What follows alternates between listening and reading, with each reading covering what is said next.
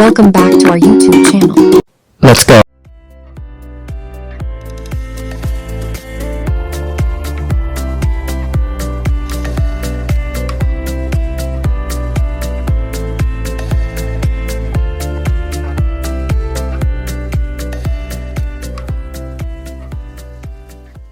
Hi ಎಲ್ರಿಗೂ, ಇದು ನನ್ನ ಲಾಸ್ಟ್ ಲಾಂಗ್ ವ್ಲಾಗ್ ಅಪ್ಡೇಟ್. ಆದರೆ ಇದು ನನ್ನ ಯೂಟ್ಯೂಬ್ ಜರ್ನಿಯ ಅಂತ್ಯ ಅಂತೂ ಅಲ್ಲ, ಒಂದು ಹೊಸ ಆರಂಭ ಅಂತ ಹೇಳ್ಬೋದು. ಯಾಕೆ ಇದನ್ನು ನಾನು ಲಾಸ್ಟ್ ವ್ಲಾಗ್ ಅಂತ ಅಪ್ಡೇಟ್ ಮಾಡಿದ್ದೀನಿ ಅಂತ ಹೇಳಿದರೆ, ಆಲ್ರೆಡಿ ನಿಮಗೆ ಗೊತ್ತಿರ್ಬೋದು, ನನಗೆ ಹಿಮ್ಮಡಿ ನೋವು ತುಂಬಾ ಇತ್ತು.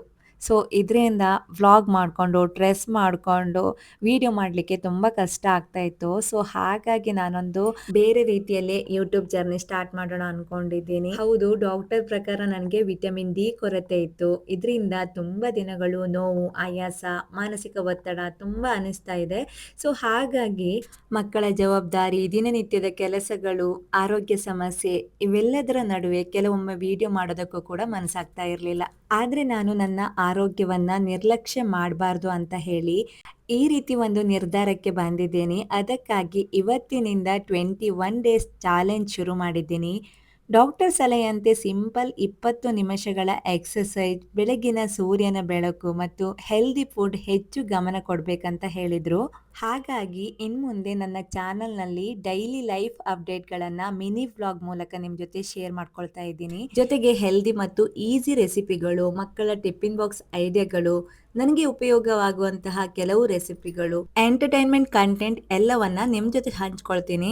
ಇನ್ನು ಲಾಂಗ್ ವಿಡಿಯೋ ಮಾಡ್ತೀನಿ, ಆದರೆ ಟ್ರಾವೆಲಿಂಗ್ ಎಲ್ಲಾದರೂ ಹೋದರೆ, ಹಬ್ಬದ ಸ್ಪೆಷಲ್ ದಿನಗಳು, ಏನಾದರೂ ಖುಷಿ ಕೊಡುವ ಕ್ಷಣಗಳಿದ್ರೆ ಖಂಡಿತ ನಿಮ್ಮ ಜೊತೆ ಶೇರ್ ಮಾಡ್ತೀನಿ. ಡೈಲಿ ವ್ಲಾಗ್ ಮಿಸ್ ಮಾಡ್ಕೊಳ್ಳೋರಿಗೆ ಇವತ್ತಿನಿಂದ ಮಿನಿ ವ್ಲಾಗ್ಗಳನ್ನು, ನನ್ನ ಅಪ್ಡೇಟನ್ನು ಶೇರ್ ಮಾಡ್ತಾ ಇರ್ತೀನಿ. ದಿನಕ್ಕೆ 1 ಅಥವಾ 2 ಮಿನಿ ವ್ಲಾಗ್ಗಳನ್ನು ಶೇರ್ ಮಾಡೋದ್ರ ಮೂಲಕ ಸೊ ಸಪೋರ್ಟ್ ಮಾಡಿ ನೋಡಿ ಅಂತ ಹೇಳ್ತೀನಿ. ನನಗನ್ಸೋ ಪ್ರಕಾರ ಜೀವನದಲ್ಲಿ ಎಲ್ರಿಗೂ ಸಮಯ ಕೊಡ್ತಾ ಹೋಗ್ತೀವಿ ಅಲ್ವಾ, ಆದರೆ ನಮ್ಮ ಆರೋಗ್ಯಕ್ಕಾಗಿ ಸಮಯ ಕೊಡೋದನ್ನೇ ಮರ್ತು ಬಿಡ್ತೀವಿ.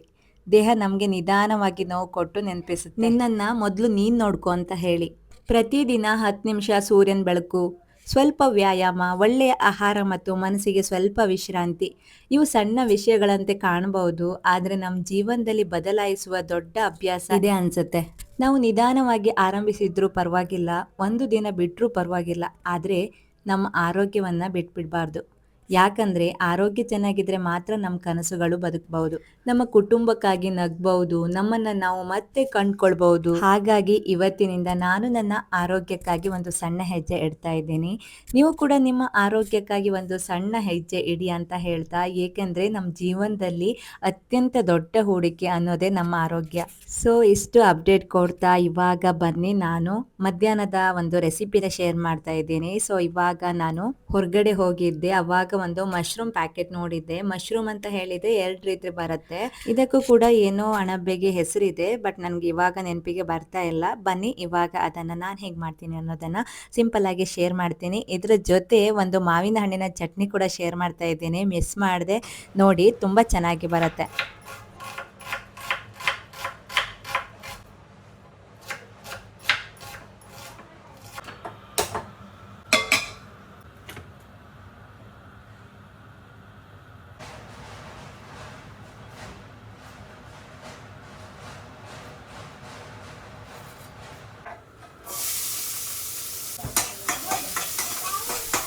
ಇದನ್ನು ಆಯಿಸ್ಟರ್ ಮಶ್ರೂಮ್ ಅಂತ ಕರೀತಾರೆ. ಸೊ ಇವಾಗ ಇದನ್ನು ಮಾಡಲಿಕ್ಕೆ ಒಂದು ಕಡಾಯಿಗೆ ಎಣ್ಣೆ, ಜೀರಿಗೆ, ಈರುಳ್ಳಿಯನ್ನು ಹಾಕಿ ಫ್ರೈ ಮಾಡಿಕೊಂಡು ನಂತರ ಅದಕ್ಕೆ ನಾನು ಶುಂಠಿ ಬೆಳ್ಳುಳ್ಳಿ ಪೇಸ್ಟ್ ಕೂಡ ಹಾಕಿದ್ದೇನೆ, ಹಾಗೆ ಕ್ಯಾಪ್ಸಿಕಮ್ ಕೂಡ ಹಾಕ್ತಾ ಇದ್ದೀನಿ, ಇದು ಆಪ್ಷನಲ್. ಇವಾಗ ಒಂದು ಮಿಕ್ಸಿ ಜಾರ್ಗೆ ನಾನಿಲ್ಲಿ ನೆನೆಸಿದ ಗೋಡಂಬಿ ಹಾಗೆ ಟೊಮೆಟೊ ಕೂಡ ಹಾಕಿ ಅದನ್ನು ರುಬ್ಕೊಳ್ಬೇಕು. ಇದಕ್ಕೆ ನಾನು ಕಾಯಿ ತುರಿ ಏನು ಆ್ಯಡ್ ಮಾಡ್ತಾ ಇಲ್ಲ, ಅದರ ಬದಲಿಗೆ ಗೋಡಂಬಿಯನ್ನು ಆ್ಯಡ್ ಮಾಡ್ತಾ ಇದ್ದೀನಿ. ಗೋಡಂಬಿ ಮತ್ತು ಟೊಮೆಟೊನ ಪೇಸ್ಟ್ ಮಾಡಿಕೊಂಡು ಇವಾಗ ಇದನ್ನು ಅದೇ ಕಡಾಯಿಗೆ ಹಾಕ್ತಾ ಇದ್ದೀನಿ. ಹಸಿ ವಾಸನೆ ಹೋಗೋ ತನಕ ಒಮ್ಮೆ ಫ್ರೈ ಮಾಡ್ಕೊಳ್ತೀನಿ. ಇವಾಗ ಮಸಾಲಕ್ಕೆ ನಾನಿಲ್ಲಿ ಅಚ್ಚ ಖಾರದ ಪೌಡರ್, ಧನಿಯಾ ಪೌಡರ್, ಹಳದಿ ಪೌಡರನ್ನು ಹಾಕಿ ಒಮ್ಮೆ ಚೆನ್ನಾಗಿ ಮಿಕ್ಸ್ ಮಾಡಿಕೊಂಡು ಇವಾಗ ಕನ್ಸಿಸ್ಟೆನ್ಸಿ ನೋಡಿಕೊಂಡು ನೀರನ್ನು ಆ್ಯಡ್ ಮಾಡಬೇಕು. ನಾನಿಲ್ಲಿ ಸ್ವಲ್ಪ ನೀರನ್ನು ಕೂಡ ಹಾಕಿ ಒಮ್ಮೆ ಚೆನ್ನಾಗಿ ಇದನ್ನು ಮಿಕ್ಸ್ ಮಾಡಿ ಕುದಿಯಲು ಬಿಡ್ತೀನಿ.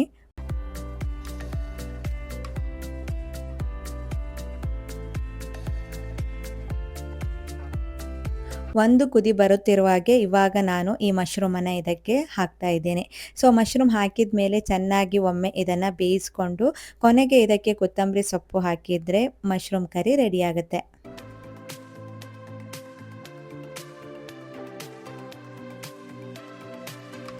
ಇನ್ನೊಂದು ಕಡೆ ಮಾವಿನ ಹಣ್ಣಿನ ಚಟ್ನಿ ಮಾಡೋಣ ಅಂತ ಅಂದ್ಕೊಂಡಿದ್ದೀನಿ. ಮೊದಲಿಗೆ ಒಂದು ಕಡಾಯಿಗೆ ಸ್ವಲ್ಪ ಸಾಸಿವೆ, ಉದ್ದಿನಬೇಳೆ, ಕರಿಬೇವಿನ ಸೊಪ್ಪು ಹಾಗೆ ಒಣಮೆಣಸನ್ನು ಹಾಕಿ, ಇದು ಬಂದು ನಾನು ಮಾವಿನ ಹಣ್ಣು ಮತ್ತು ನುಗ್ಗೆಕಾಯಿಯನ್ನು ಬೇಯಿಸಿ ಅದರಲ್ಲಿರುವಂತಹ ಕಂಡ ಇರುತ್ತಲ್ಲ ಅದನ್ನು ತೆಗೆದು ಒಟ್ಟಿಗೆ ಮಿಕ್ಸಿ ಮಾಡಿರುವಂಥದ್ದು. ಸೊ ಸ್ವಲ್ಪ ಕಾಯಿ ಕೂಡ ಸೇರಿಸಿ ಮಿಕ್ಸಿ ಮಾಡಿಕೊಂಡು ಒಗ್ಗರಣೆ ಮಾಡಿರುವಂಥದ್ದು. ತುಂಬ ಟೇಸ್ಟಿಯಾಗಿ ಬರುತ್ತೆ, ಒಮ್ಮೆ ಟ್ರೈ ಮಾಡಿ. ಇದೆರಡು ಇವತ್ತು ಮಧ್ಯಾಹ್ನದ ರೆಸಿಪಿಯಾಗಿತ್ತು. ಇನ್ನು ಮಾವಿನ ಹಣ್ಣಿನ ಸೀಸನ್ ಆಗಿರೋದ್ರಿಂದ ಅವಾಗವಾಗ ಒಂದೊಂದು ಮಾವಿನ ಹಣ್ಣು ತಿಂತಾ ಇರ್ತೀವಿ. ಸೊ ಮಾವಿನ ಹಣ್ಣು ಯಾವ ರೀತಿಯಾಗಿತ್ತು ಅಂದರೆ ವಾವ್ ಅನಿಸುತ್ತೆ, ತುಂಬ ಟೇಸ್ಟಿಯಾಗಿರುತ್ತೆ. ಮಕ್ಕಳು ಸ್ಕೂಲಿಂದ ಬಂದ ಮೇಲೆ ಊಟಕ್ಕಿಂತ ಜಾಸ್ತಿ ಏನಾದರೂ ತಿನ್ನಬೇಕು, ಏನಾದರೂ ಕ್ರೇವಿಂಗ್ಸ್ ಆಗ್ತಿದೆ ಅಂತ ಹೇಳ್ತಾನೆ ಇರ್ತಾರೆ. ಸೊ ಹಾಗಾಗಿ ನಾನು ಒಂದು ಐಡಿಯಾ ಮಾಡಿ ಮಕ್ಕಳಿಂದನೇ ಏನಾದರೂ ಸಿಂಪಲ್ ರೆಸಿಪಿನ ಮಾಡಿಸಿ ಇನ್ಸ್ಟಾ ರೀಲ್ಸ್ಗೆ ಅಪ್ಲೋಡ್ ಮಾಡ್ತಾ ಇದ್ದೀನಿ ನಮ್ಮೂರಿನ ಕುಂದಾಪುರ ಕನ್ನಡದಲ್ಲಿ. ಸೊ ಅದನ್ನು ಯಾರು ನೋಡ್ತಾ ಇಲ್ಲ, ನೋಡಿ. ಅದಕ್ಕೆ ನಾನು ಇವಾಗ ಪ್ರಿಪೇರ್ ಮಾಡ್ಕೊಳ್ತಾ ಇದ್ದೆ. ಡೈಲಿ ಒಂದೊಂದು ಏನಾದರೂ ಸಿಂಪಲ್ ರೆಸಿಪಿನ ಮಕ್ಕಳ ಜೊತೆ ಮಾಡಿಸೋದು ತುಂಬ ಟೈಮ್ ಹಿಡಿಯುತ್ತೆ. ಒಂದು ರೀಲ್ಗೆ ನಾನು ತುಂಬ ಎಫರ್ಟ್ ಹಾಕಿಬಿಡ್ತೀನಿ. ಆದರೂ ಕೂಡ ಅದನ್ನು ನೋಡಲಿಕ್ಕೆ ತುಂಬ ಖುಷಿ ಅನಿಸುತ್ತೆ. ಮಕ್ಕಳಿಗೂ ಕೂಡ ಇಂಟ್ರೆಸ್ಟ್ ಇದೆ ಸದ್ಯಕ್ಕೆ. ಎಲ್ಲ ದಿನ ಆಗುತ್ತೆ ಅಂತ ಹೇಳಲಿಕ್ಕಾಗೋದಿಲ್ಲ. ಎಕ್ಸ್ಟ್ರಾ ಆ್ಯಕ್ಟಿವಿಟಿ ಕ್ಲಾಸ್ ಇದ್ದಾಗ ಆಗೋದಿಲ್ಲ. ಆದಾಗೆಲ್ಲ ನಾನು ಇದನ್ನು ಟ್ರೈ ಮಾಡ್ತಾನೆ ಇರ್ತೀನಿ. ಇನ್ನೇನು ಎಕ್ಸಾಮ್ ಕೂಡ ಹತ್ತಿರ ಬರ್ತಾ ಇದೆ, ಅವಾಗೆಲ್ಲ ತುಂಬ ಕಷ್ಟ ಆಗ್ಬೋದು. ಆದರೂ ಕೂಡ ಸಿಂಪಲ್ಲಾಗಿ ಮಾಡುವಂತಹ ಆರೋಗ್ಯಕರ ರೆಸಿಪಿನ ಶೇರ್ ಮಾಡ್ತೀನಿ. ಅದನ್ನು ಕೂಡ ನಾನು ಈ ಶಾರ್ಟ್ಸ್ ವಿಡಿಯೋದಲ್ಲೂ ಕೂಡ ಶೇರ್ ಮಾಡ್ತಾ ಇದ್ದೀನಿ ಸಾಂಗ್ ಮೂಲಕ. ಇನ್ನು ಇವತ್ತೊಂದು ಬಾಳೆಹಣ್ಣಿನಿಂದ ಚಾಕ್ಲೇಟ್ ರೆಸಿಪಿನ ಮಾಡಿದ್ವಿ. ತುಂಬ ಟೇಸ್ಟಿಯಾಗಿ ಬಂದಿತ್ತು. ಮಕ್ಕಳಿಗೆ ಹೇಗಾಗುತ್ತೆ ಅಂತ ಹೇಳಿದರೆ ಅವ್ರು ಮಾಡಿದ್ದು ತುಂಬ ಇಷ್ಟ ಆಗ್ತಾಯಿತ್ತು. ಮೊದಲನೇದಾಗಿ ಎಲ್ಲ ದಿನವೂ ಒಂದೇ ರೀತಿ ರೆಸಿಪಿ ಇರೋದಿಲ್ಲ, ಬೇರೆ ಬೇರೆ ವೆರೈಟಿ ತಿನ್ಬೋದು, ಮಾಡ್ಬೋದು. ನನ್ನ ಹತ್ರ ಕೇಳಿದಾಗ ನಾನೇನು ಮಾಡ್ತೀನಿ, ನಾರ್ಮಲ್ ಟ್ರೆಡಿಷ್ನಲ್ ಫುಡ್ ಮಾಡ್ತೀನಿ. ಎಲ್ಲವೂ ಕೂಡ ಅವರಿಗೆ ಇಷ್ಟ ಆಗೋದಿಲ್ಲ. ಅವರಿಗೆ ಇಷ್ಟ ಆಗಬೇಕು ಅಂತಿದ್ರೆ ಅವ್ರ ಜೊತೆನೇ ಮಾಡಿಸಬೇಕು. ನೆಕ್ಸ್ಟ್ ಡೇ ವ್ಲಾಗನ್ನು ನಾನು ಮತ್ತೆ ಕಂಟಿನ್ಯೂ ಮಾಡಿದೆ. ನಾನು ಈಗಾಗಲೇ ಹೇಳಿದಾಗೆ ನೆಕ್ಸ್ಟ್ ಡೇಯಿಂದನೇ ನನ್ನ ರುಟೀನ್ನ ಸ್ಟಾರ್ಟ್ ಮಾಡಿದೆ. ಇವತ್ತು ಲಾಸ್ಟ್ ವಿಡಿಯೋ ಆಗಿರೋದ್ರಿಂದ ಒಂದು ಲಾಂಗ್ ವಿಡಿಯೋನ ಶೂಟ್ ಮಾಡ್ಕೊಂಡಿರೋದು ಅಷ್ಟೇ. ನಾಳೆಯಿಂದ ನಾನು ಮಿನಿ ವ್ಲಾಗ್ ಜೊತೆ ನಿಮ್ಮ ಜೊತೆ ಸಿಗೋಣ ಅಂದ್ಕೊಂಡಿದ್ದೀನಿ. ಸೊ ಸ್ವಲ್ಪ ಎಕ್ಸಸೈಸು, ಸೈಕ್ಲಿಂಗ್ ಮಾಡ್ಬೋದು ಅಂತ ಹೇಳಿದರು. ಸೊ ಹಾಗಾಗಿ ಸಣ್ಣ ಪುಟ್ಟ ಎಕ್ಸಸೈಸು ಡೈಲಿ ಒಂದು 10 ನಿಮಿಷ, 15 ನಿಮಿಷ, ಹಾಗೆ 5 ನಿಮಿಷ ಜಾಸ್ತಿ ಮಾಡೋದ್ರ ಮೂಲಕ ನಾನು ಎಕ್ಸಸೈಸನ್ನು ಮಾಡಲಿಕ್ಕೆ ಬಂದೆ.